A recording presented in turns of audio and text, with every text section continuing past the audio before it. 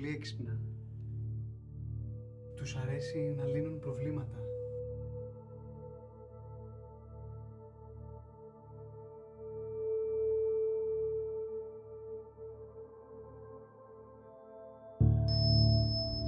Νομίζεις να κάνεις κάτι πολύ έξυπνο εδώ! Θα τελειώσαμε με τα σήκωνα σου, παλιωμόνια!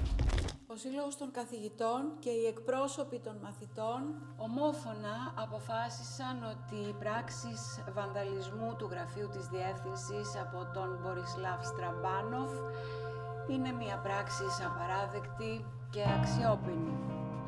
Γεια σου, Βαλμύρα, είμαι η Τάνια. Έλα, Αρσιαρή. Ψάχνω τη Βαλμύρα, είναι επίγον. Και της έχω στείλει 100 μηνύματα. Ξέρεις που μπορεί να είναι. Ο Μάριος είναι άρρωστος. Έχει λευχαιμία.